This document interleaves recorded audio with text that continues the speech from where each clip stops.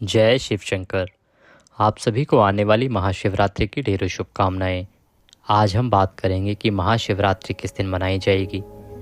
महाशिवरात्रि वाले दिन भद्रा का साया भी बताया जा रहा है, तो भद्रा का क्या प्रभाव रहेगा, भद्रा कितने बजे से कितने बजे तक रहेगी, कहाँ की भद्रा है, कहाँ उसका वास रहेगा, कब आपको पूजा करनी है, किस प्रकार से पूजा करनी है, भगवान शंकर की पूजा आप किस प्रकार से करेंगे, क्योंकि आज के समय में बहुत ही व्यस्तताओं का समय होता है और वर्किंग डे है, तो वर्किंग डे में आपके पास इतना समय नहीं हो पाता है। तो घर पर शिवरात्रि की पूजा आप कैसे कर सकते हैं, घर पर ही शिव जी को जल अर्पित कैसे कर सकते हैं, शिवलिंग किस प्रकार से आपको घर पे रखना चाहिए, कौन सा शिवलिंग घर पे रखना चाहिए, कौन सा नहीं शिवलिंग रखना चाहिए कि नहीं रखना चाहिए, इस प्रकार से संपूर्ण जानकारी महाशिवरात्रि के बारे में, पूजन के बारे में, विधि के बारे में, क्या भोग लगाना है, व्रत में क्या खाना है क्या नहीं खाना है, ये सब कुछ आपको इस वीडियो के माध्यम से प्रदान की जाएगी। ये सब कुछ आपको बताया जाएगा। आप देख रहे हैं देवभूमि ज्योतिष संस्थान का प्रतिष्ठित यूट्यूब चैनल देवभूमि धार्मिक। आपसे निवेदन है कि अपने शिवरात्रि व्रत की सफलता के लिए, भगवान शंकर के आशीर्वाद के लिए और संतान की लंबी आयु के लिए कमेंट बॉक्स में अवश्य लिखें जय शिव शंकर या हर हर महादेव। भगवान शंकर के आशीर्वाद से आपकी संतान दीर्घायु होगी, आपके जीवन से परेशानियों का अंत होगा। आइए जानकारी आरंभ करते हैं। आपसे निवेदन है कि वीडियो यदि जरा सा भी अच्छा लगे तो उसे एक बार लाइक अवश्य कर दीजिएगा, क्योंकि ये जानकारी जो हम आपको लेके आते हैं ना, ये बहुत सारे गूढ़ शास्त्रों से ढूंढ के लेके आते हैं। आप सभी जानते हैं कि हमारा जो चैनल है ज्योतिष संस्थान का, ये जो चैनल है, इसमें जो भी जानकारी हम देते हैं वो पुराणों पर आधारित होती है, वेदों में लिखी होती है, पुराणों में लिखी होती है, और उसी के आधार पर हम आपको सारी जानकारी देते हैं, गूढ़ रहस्य आपको बताते हैं प्रत्येक व्रत त्योहार के। तो उसके लिए जब आप एक लाइक करते हैं तो हमारा मनोबल बढ़ता है।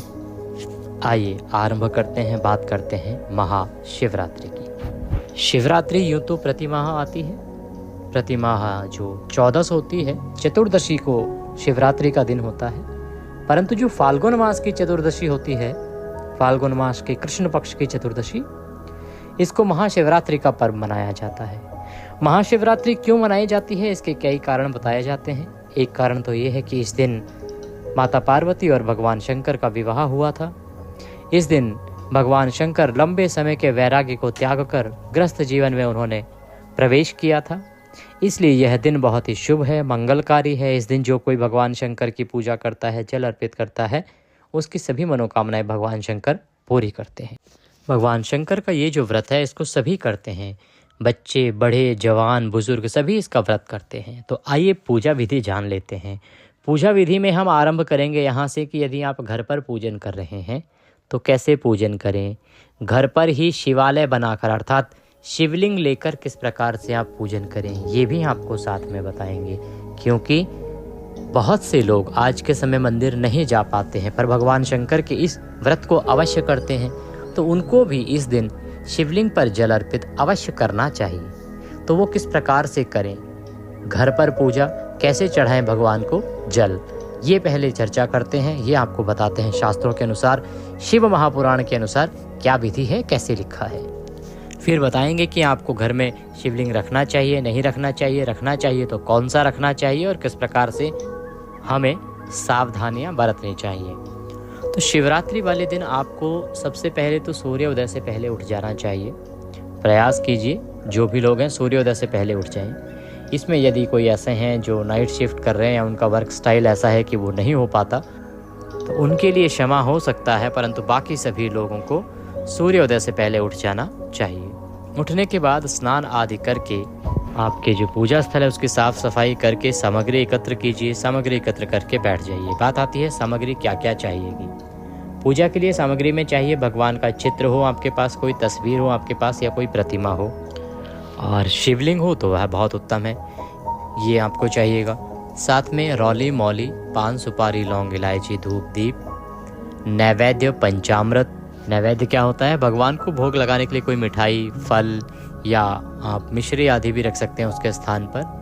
और पंचामृत, पंचामृत बनाने के लिए कच्चा दूध, दही, घी, शहद और शक्कर, ये 5 चीज़ें चाहिए, इनको मिला के ही पंचामृत बनेगा। पूजा के लिए एक लोटा लीजिएगा, उसमें पहले गंगा जल भरिएगा, उसके बाद जल भर लीजिएगा, शुद्ध जल भर लीजिएगा।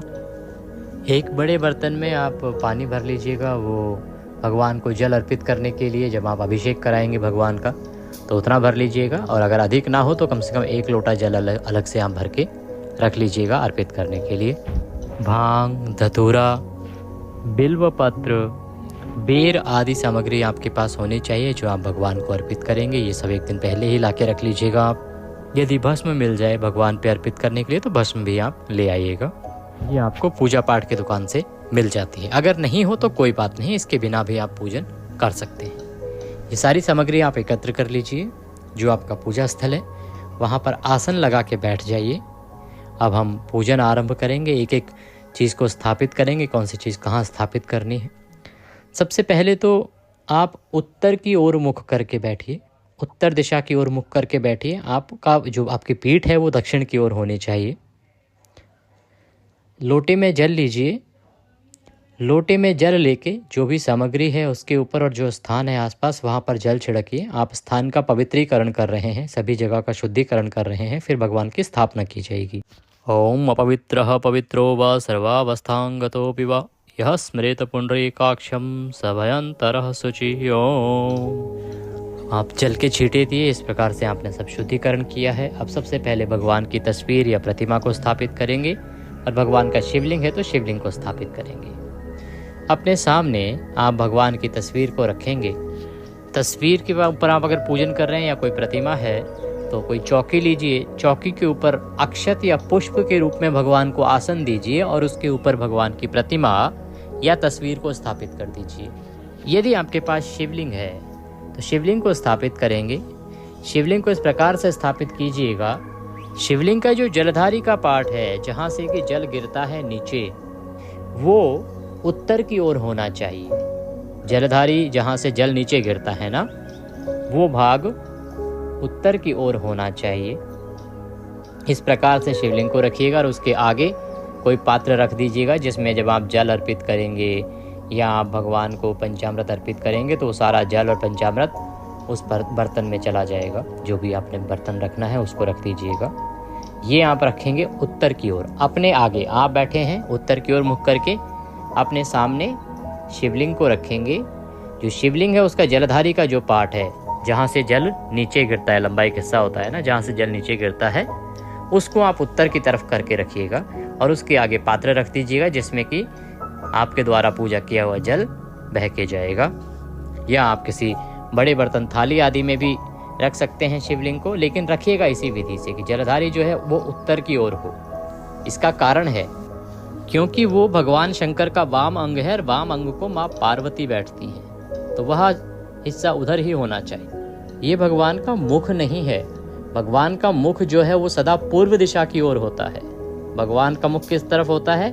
उत्तर की ओर जलधारी रखी होनी चाहिए, जलधारी का भाग होना चाहिए, और उधर माँ पार्वती बैठती हैं और भगवान का मुख होता है सामने। जब उत्तर की ओर जलधारी होगी तो जो भाग आपका पूर्व दिशा की ओर है वो भगवान का मुख है। तो जो आप पूजन में तिलक आदि लगाएंगे वो उस तरफ लगाइएगा। और आप स्वयं बैठे हैं भगवान के राइट हैंड की तरफ, सीधे हाथ की तरफ आप भगवान के बैठे हुए हैं। बाएं हाथ को माँ पार्वती बैठी हैं और पीछे से बैठ के पूजा नहीं की जाती है, इसीलिए पश्चिम दिशा की ओर बैठ के आपको पूजा नहीं करनी चाहिए। भगवान शंकर की आराधना नहीं करनी चाहिए, पूजा पाठ नहीं करना चाहिए। तो इस प्रकार से आप शिवलिंग को स्थापित कर लीजिएगा। यदि बाकी वस्तुएं हैं आपके पास तो उनको भी आप रखिएगा। त्रिशूल को भगवान के राइट हैंड की तरफ रखेंगे।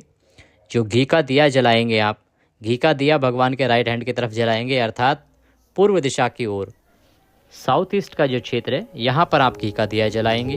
और यदि आप तेल का दिया जला रहे हैं तो ये भगवान के लेफ्ट हैंड की तरफ होगा, अर्थात नॉर्थ वेस्ट कॉर्नर की तरफ आप ये तेल का दिया जलाएंगे। धूप आप दोनों साइड में कहीं भी रख सकते हैं।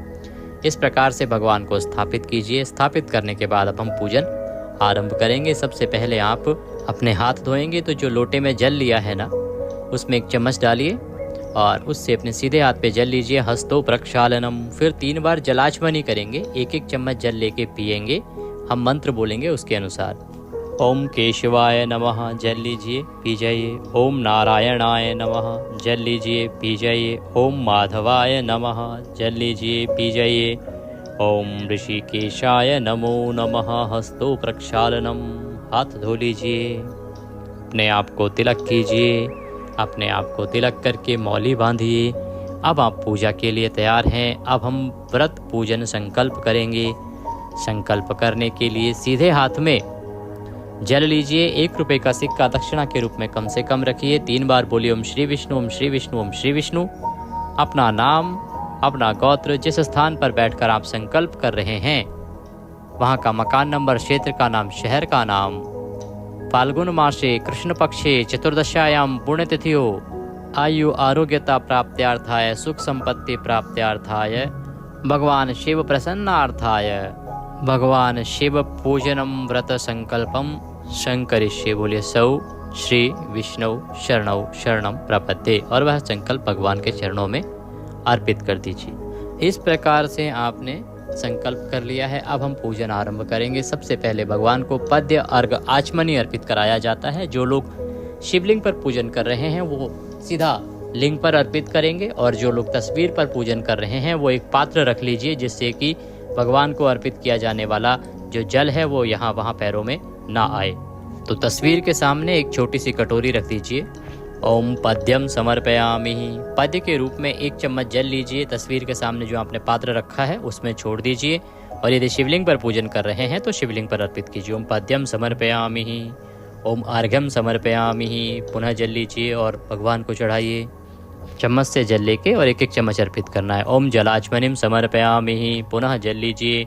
तस्वीर पर पूजन कर रहे हैं तो तस्वीर के सामने रखे हुए पात्र में छोड़ दीजिए, और यदि शिवलिंग पर पूजन कर रहे हैं तो लिंग पर अर्पित कीजिए। ओम स्नानम कुरु। स्नान कराएंगे। अब हम स्नान कराने के लिए जल अर्पित कीजिए। 1 चम्मच जल लीजिए और तस्वीर के सामने छोड़ दीजिए। स्नानम स्नानते।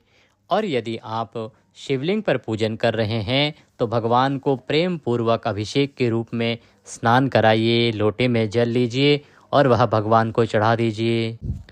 जल स्नानम समर्पयामि। पंचामृत स्नानम। अब भगवान को पंचामृत स्नान कराएंगे। पंचामृत स्नान कराने के लिए पंचामृत बनाइए। थोड़ा कच्चा दूध लीजिए, दही लीजिए, घी लीजिए, शहद लीजिए, शक्कर लीजिए। ये 5 चीज़ों को मिला लीजिए और यह मिश्रण आप भगवान को अर्पित कीजिए। ओम पंचामृत समर्पयामि। जो लोग तस्वीर पर पूजन कर रहे हैं वो एक पुष्प लीजिए। पुष्प को ऐसे पंचामृत में डुबोइए और वह भगवान को अर्पित कर दीजिए। जो सामने पात्र रखा है आपने उसमें छोड़ दीजिए। पंचामृत समर्पयामि। पंचामृत अर्पित करने के बाद शुद्धोदक स्नानम।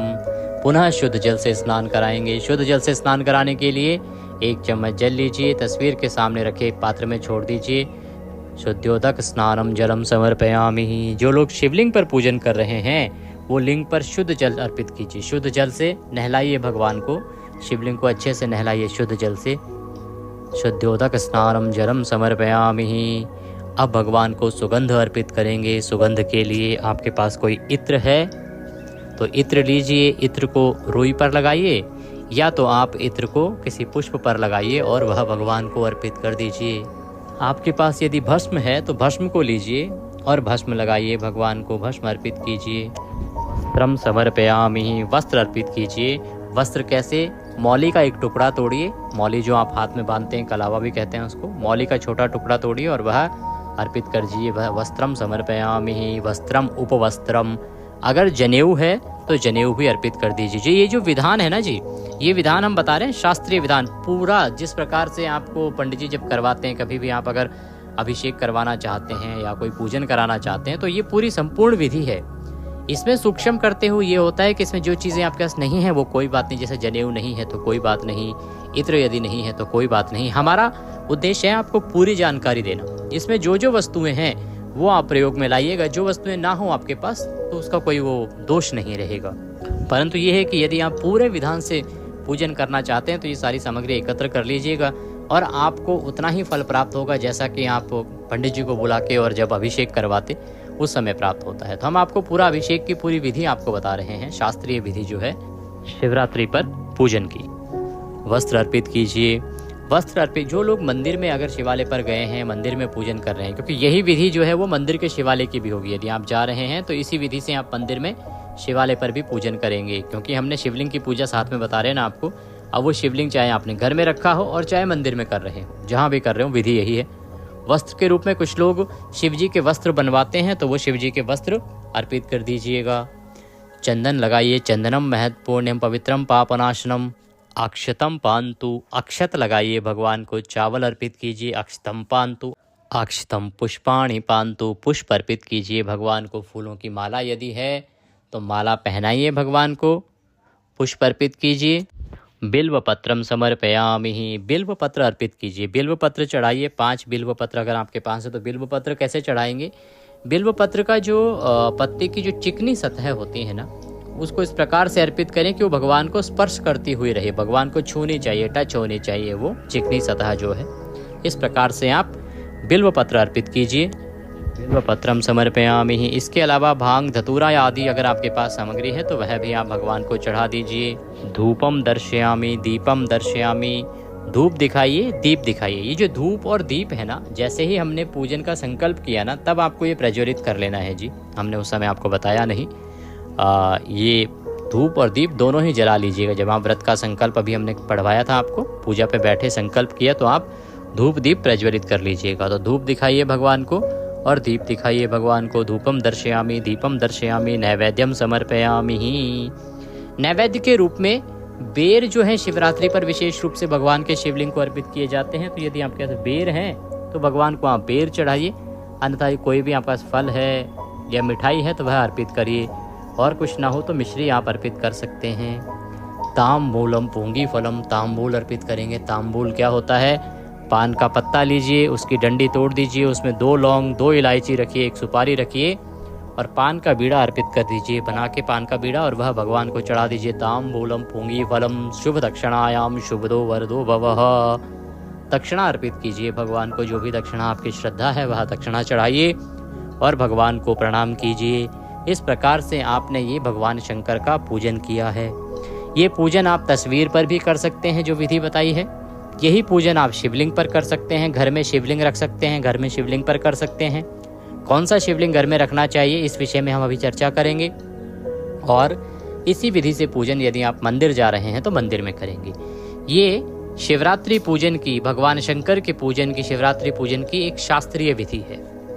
अब भगवान की 4 पहर की पूजा भी होती है साहब। जो शिवरात्रि है ना, उसके 4 पहर की पूजा होती है। और शिवरात्रि विशेष रूप से जो पूजन है वो निशित काल का पूजन बताया गया है। निशित काल में विशेष पूजा होती है शिवरात्रि की, तो वो अवश्य ही हमें करनी चाहिए अगर कर सकते हैं तो। उसकी विधि यदि आप जानना चाहते हैं तो कमेंट बॉक्स में लिख के पूछ लीजिएगा, लिंक आपको यहाँ प्रदान कर दिया जाएगा। यदि दिल्ली में रहते हैं और अभिषेक आदि कुछ कराना चाहते हैं तो आप संपर्क कर सकते हैं, दिल्ली में सेवाएं उपलब्ध हैं। इस प्रकार से पूजन करके आरती कीजिएगा। आरती करने के बाद अब आप कथा सुनेंगे। शिवरात्रि की कथा आपके इसी चैनल पर अपलोड की जाएगी, क्योंकि बहुत से चैनल किसी भी कथा को शिवरात्रि की कथा या किसी अन्य व्रत के त्यौहार के नाम पर चला देते हैं। तो ये ध्यान रखिए कि कथा जब सुने तो वो सही कथा ही सुने। इसके लिए यदि आपने ये चैनल सब्सक्राइब नहीं किया है तो चैनल को सब्सक्राइब कर लीजिए, जिससे कि सही कथा और सही जानकारी ही आपको प्राप्त हो। कथा सुनने के बाद आप भगवान के चरणों में मन को लगाते हुए दिन को व्यतीत करेंगे। ब्रह्मचर्य का पालन करना है, किसी पे क्रोध नहीं करना है, किसी का अहित नहीं करना है, बुरा नहीं करना है। बात कर लेते हैं कि आहार में क्या लेना है। उससे पहले कुछ सवाल जो आपके मन में भी होगा कि क्या घर में शिवलिंग रख सकते हैं तो कौन सा रखें। देखिए, शिवलिंग जो है ना वो आप रख सकते हैं। शिव महापुराण कहता है कि आप रख सकते हैं। यदि कोई भी आपको मना कर रहा है तो वो अनुचित है, क्योंकि शिव महापुराण में वर्णन आता है और शिव महापुराण के अनुसार आप शिवलिंग रख सकते हैं। कौन सा शिवलिंग रखना चाहिए, कौन सा शिवलिंग रखना चाहिए, ये ना आपका स्वयं का ही निर्णय होगा, क्योंकि हम आपको बता सकते हैं कि कौन कौन से शिवलिंग होते हैं और किस शिवलिंग को रखने से क्या लाभ होता है, किस शिवलिंग की पूजा करने से क्या लाभ होता है। तो आपको क्या लाभ चाहिए उसके अनुसार आप शिवलिंग अपना चुन सकते हैं। हमने इसीलिए शिवरात्रि विशेष में आपके लिए एक वीडियो बना के अपलोड किया है, जिसमें कि हमने लिंग पुराण से जानकारी ली है और शिव महापुराण से जानकारी ली है। दोनों ही जगहों से हमने आपके लिए जानकारी उपलब्ध कराई है कि लिंग पुराण क्या कहता है, शिव महापुराण क्या कहता है, कि कौन कौन सी शिवलिंग है, किस देवता ने किस शिवलिंग की पूजा की तो उसे क्या प्राप्त हुआ। उसी के अनुसार आप स्वयं निर्णय कर पाएंगे उस वीडियो को देख के कि आपको घर में कौन सा शिवलिंग रखना चाहिए। बहुत महत्वपूर्ण वीडियो है वो। आप देखिए, कुछ सवाल ऐसे हैं जैसे कि कौन सा शिवलिंग घर में रखें या नहीं रखें, कहाँ रखें, शिवलिंग की पूजा किस दिशा में बैठ के करें, इसके बारे में जानकारी नहीं है लोगों के पास। और हमने इसीलिए शिवरात्रि विशेष में आपके लिए 2 वीडियो बनाए हैं। अभी हमने एक वीडियो बनाया है जिसमें आपको बताया कि आपको किस दिशा में पूजा करनी चाहिए। आपको लोगों को ज्ञात ही नहीं है कि शिवलिंग पर किस ओर भगवान को तिलक त्रिपुंड बनाना चाहिए। वो किसी भी ओर त्रिपुंड बना देते हैं, या जो जलधारी का क्षेत्र होता है जहाँ से जल गिरता है उस तरफ भगवान को तिलक कर देते हैं। वो सरासर अनुचित है। उस तरफ भगवान का मुख नहीं होता है। जिधर आप जलधारी जहाँ से जल गिरता है उस तरफ भगवान का मुख होता ही नहीं है शिवलिंग पर। तो ये छोटी छोटी गलतियां हैं जो लोग करते हैं। इसीलिए हमने विशेष वीडियो बनाए हैं दोनों ही विषय पर। विस्तृत जानकारी है, आप उनको देखिए, उससे लाभ लीजिए, जानिए कि किस प्रकार से कौन सा शिवलिंग घर में रखना है, कैसे पूजा करनी है, किस तरफ भगवान को तिलक लगाना है और किस दिशा में बैठ के पूजन करना है। अब बात करते हैं कि शिवरात्रि का त्यौहार मनाया कब जाएगा और भद्रा का क्या है। देखिए, भद्रा का साया है, उसमें कोई वो नहीं है।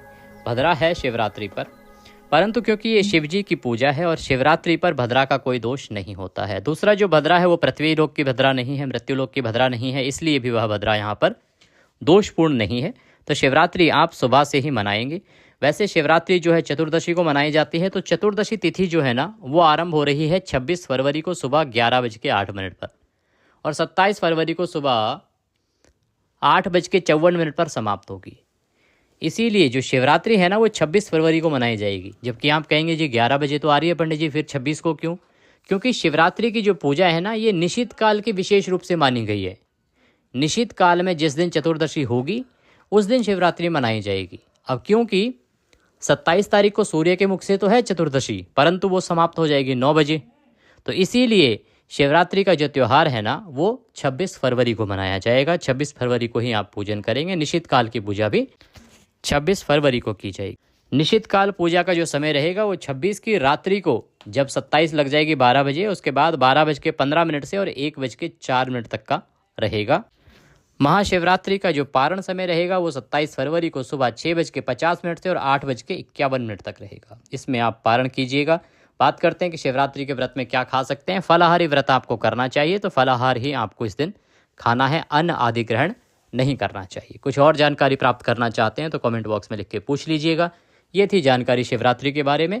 जानकारी थोड़ी सी भी अच्छी लगी हो तो एक बार लाइक अवश्य कर दीजिएगा। भगवान शंकर की कृपा प्राप्त करने के लिए कमेंट बॉक्स में अवश्य लिखिए जय शिव शंकर।